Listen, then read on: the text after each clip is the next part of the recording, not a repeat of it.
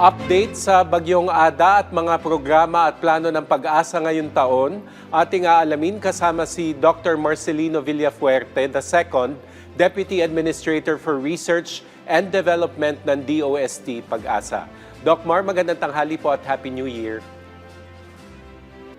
Yes, magandang tanghali rin po, Asek Joey, at ganoon din po sa atin po mga taga-subaybay. Happy New Year din po.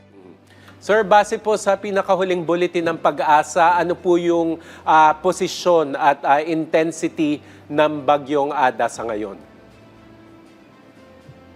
Okay, base po dun sa ating pinalabas na Tropical Cyclone Bulletin number 5, kanina po kung alas 11 ng umaga ito pong si Tropical Depression Ada ay nasa 420 kilometers silangan ng Surigao City sa Surigao del Norte po, At ito po ay, sa kasalukuyan ay tropical depression pa rin ang kanyang category. Subalit mamayang gabi po ay posible po itong mag-intensify pa at maging isang ganap na tropical storm. Subalit kahit tropical depression pa lang po ito, ang kanyang maximum sustained winds ay nasa 55 kilometers per hour na. Ganun din meron siyang pagbugso na umaabot ng 70 kilometers per hour. At ito po ay kumikilo sa kasalukuyan west-northwestward sa bilis na 10 kilometers per hour.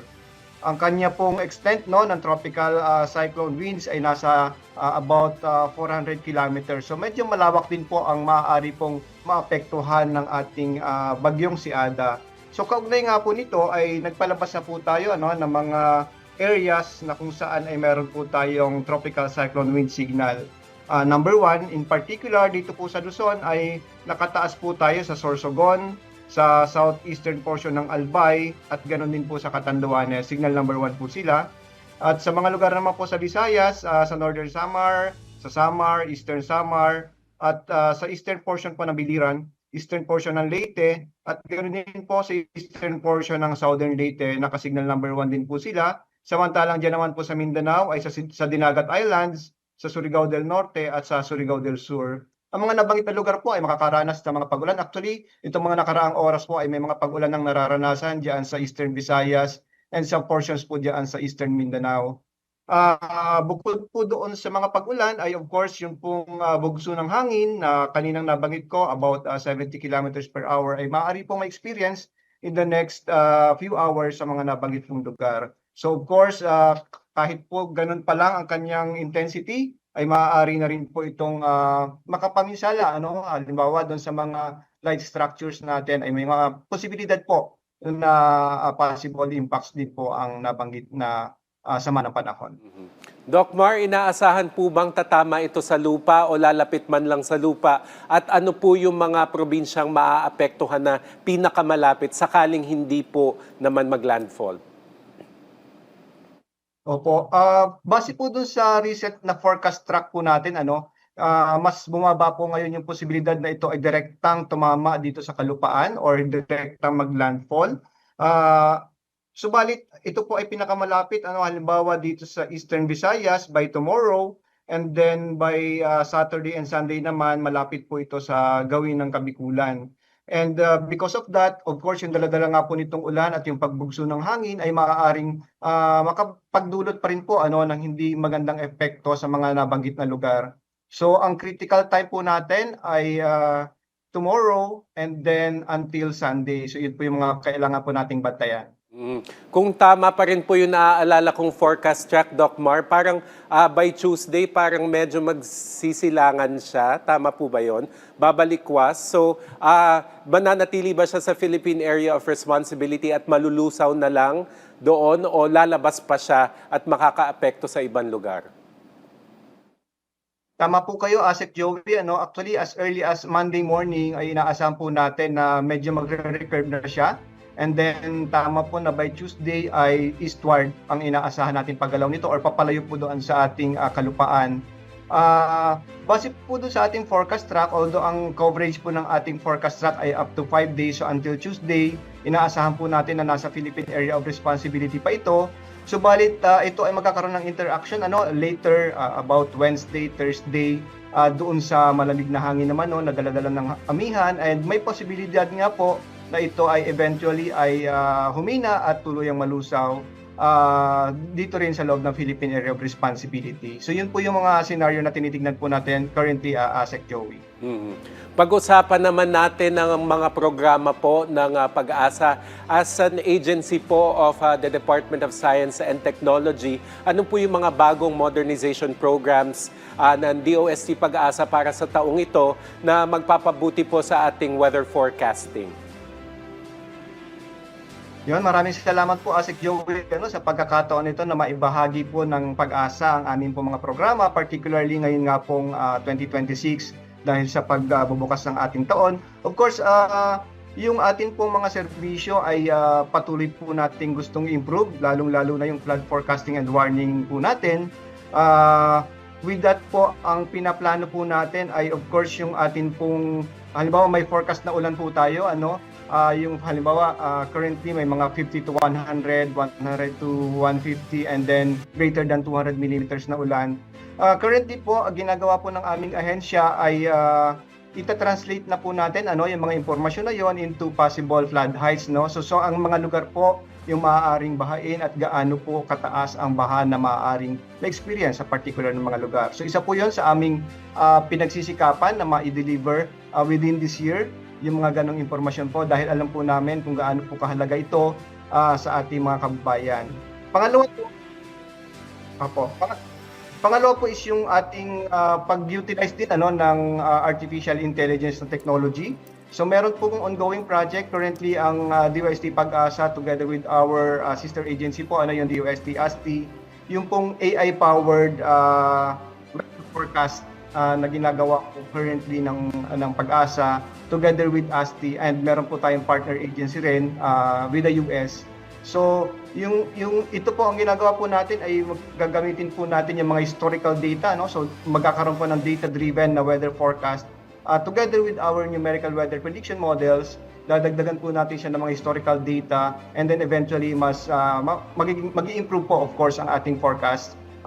Bukod dun sa information ng kumbaga mas madalas na, no? Kumbaga mas kaya natin mag-provide ng forecast ng every 15 minutes, and then yung kanya ring forecast period can cover up to at least 14 days. So yun po yung pinagsisikapan din po ulit natin, and maaari po nating deliver na temporarily yung mga preliminary results natin with such project. And then pangatlo po, of course, may mga data sharing initiatives po na ginagawa ang Pag-asa. In collaboration po ito ng mga DOST regional offices. At ganoon din po, of course, yung mga local government units. Aware naman po siguro tayo na yung ibang ahensya po ng pamahalaan ay meron din mga pinuput up na mga weather instruments. Makakatulong po na pagsamasamahin po natin ang mga iyon, kung ano po yung existing na meron si Pag-asa, and then yung other government or mga ahensya ng gobyerno na meron din mga sensors, ay definitely po makakapagbigay tayo ng mas detalyadong impormasyon kaugnay ng sitwasyon ng weather condition for specific locations. And then, idagdag din po natin, if I'm not mistaken po, ASEC Joey, na-mention or na-feature din po natin in one of your programs. Ito pong nilaunch natin last year, yung panahon.gov.ph. Ito po, currently, ginagawa rin po namin sapagkat alam po namin na very limited yung kaya maka-access, no? Kasi web application siya currently. Pero ngayong taon din po na ito, ASEC Joey, gusto rin po namin ipabatid sa ating mga kababayan na eventually po ay magkakaroon po tayo ng mobile application. And ang target po natin is within this year ay makapag-provide po tayo noon para nang sa ganon ay magkaroon ng better data uptake at saka easier accessible yung ating platform sa ating mga kababayan. So iyon po yung mga ilan doon sa ating mga inisyatibo. Of course, yung pag-intensify din po pagdadagdag natin ng ating mga istasyon. Particularly, nagpapasalamat nga po kami sa Office ng Pangulo sapagkat nito pong 2025 na budget ay nabigyan po ng allocation ang Pag-asa para ma-replace po natin yung ating ilang mga radars na nasira. So may 3 radar po tayo na mapuput up within this year. Kasama po yung sa Digos, and then magkakaroon din po tayo sa Bataan, and then sa Apari. So doon po natin na-allocate yung pondong yon na naibigay po sa atin. within the National Disaster Risk Reduction and Management Fund.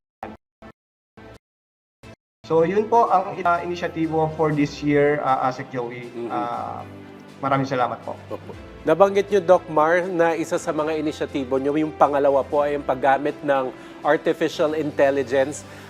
Anong porsyento po ang reliance o yung paggagamitan natin ito? Kasi syempre, kumbaga uncharted waters pa ito. So, anong porsyento yung AI at anong porsyento po talaga yung gagamitin na yung expertise po ng ating mga forecaster? Opo, Asek Joey, sa ngayon po nasa stage po tayo ng further evaluation and development nung paggamit ng artificial intelligence. So currently po, pwede po nating i-allocate about 50% ay base dun sa artificial intelligence or data-driven weather forecast. And of course, yung 50% ay kailangan huwag nating alisin doon sa ating mga expert judgment na kung saan ay base sa experience ng ating mga weather forecasters yung ibibigay po natin na impormasyon. Alam naman natin, Doc Mar, sa pagpupulong natin sa Office of Civil Defense, madalas po ang mahalaga po talaga yung pag-cascade po ng information, lalo na po dun sa mga apektadong lugar ng isang tropical cyclone. So ano po yung mga hakbang ng Pag-asa para mapalakas po yung forecasting outreach, lalo na po dun sa mga komunidad na prone talaga po sa baha, sa landslide, pati po sa mga... Yes, tama po kayo, Asek Joey. Talagang kailangan na magpursige tayo para na sa ganon ay yung impormasyon natin ay makakarating doon sa mga communities mismo. So yung ating pong partnership with local government units, with other national government agencies ay nandoon. Pinapalakas po natin upang nang sa ganon ay yung impormasyon ay magiging kumbaga seamless ang pagdaloy po ng impormasyon, makakarating doon sa talagang target recipients natin ng information. So kanina po nabanggit ko yung isang inisyatibo po namin na kung saan yung pagpapalakas ng data sharing with local government units at ganoon din po sa mga other government agencies at of course ang amin pong mga DOST regional offices. Yung pong mga ganong inisyatibo, I think Asek Joey makakatulong upang nang sa ganon ay makarating yung impormasyon dun sa talagang target recipients po natin ito. Dahil nga po sa patuloy na banta ng climate change at yung mas agresibo pong weather phenomena, ano po yung mga pangmatagalang plano ng Pag-asa para mas mapalawak pa po yung forecast range at reliability po ng ating forecasting sa buong bansa? Opo, totoo po ang challenge talaga with the climate change. Actually, sometimes yung mga short-lived na mga weather systems na kung saan particularly yung intense thunderstorms could potentially lead to flooding ay totoong napakahirap i-forecast. But of course, ang initiatives po ng Pag-asa pertaining to improvement nga ng ating weather forecasting, hindi lang dun sa short range but also even for longer range, So kung kaya't may mga initiative po tayo na kung saan gagamitin natin yung mga radar data together with numerical weather prediction models and come up with short range weather forecast, Ang tawag po natin doon is nowcast. So makakapagbigay po tayo ng mas accurate na information together with the technology na meron tayo. And then of course yung long range kailangan din po natin sapagkat malaki pong bagay na alam natin whether merong masamang panahon na paparating in the coming weeks. So that's why yung ating pong TC threat forecast which covers up to 2 weeks ay currently being utilized, but we are also extending it. Gusto po natin ay ma-extend pa siya siguro covering at least 1 month. So may mga ilang pag-aaral na po tayong ginagawa sa Pag-asa pertaining to that. And then of course yung typical naman po may climate forecast tayo na binibigay up to 6 months in coverage, kaya lang number of tropical cyclones pa lang ito currently. And then whether meron ba tayong inaasahan na reduction dun sa ulan or meron bang surplus, saan ba yung mga above normal rainfall na maaring magdulot naman ng hindi maganda dun sa ating agriculture sector for instance, or even yung mataas na temperatura naman for health.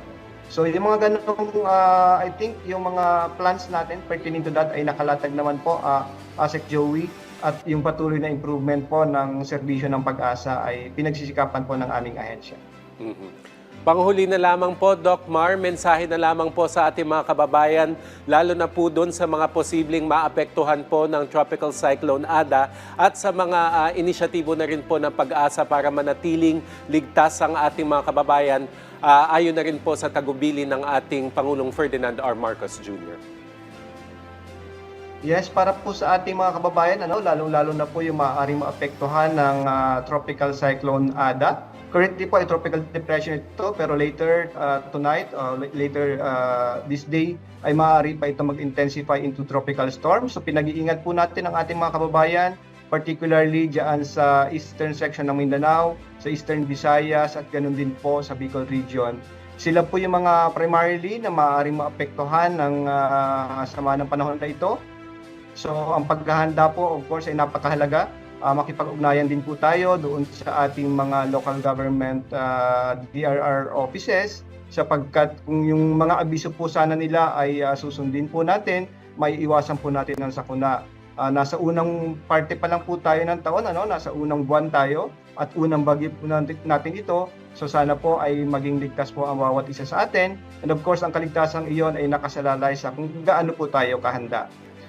Sana po ay maging updated din tayo sa mga impormasyon na pinapalabas po ng Pag-asa, yung ating pong website, ganun din po yung ating links doon, yung panahon.gov.ph na kung saan maaari po nating makita yung saan umuulan currently at saan yung mga maaaring ulanin in the coming hours and in the coming days. So sana po ay maging updated ang bawat isa sa atin at maging ligtas po ang bawat isa.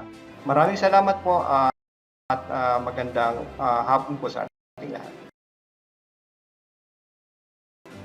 Maraming salamat din po sa inyong oras.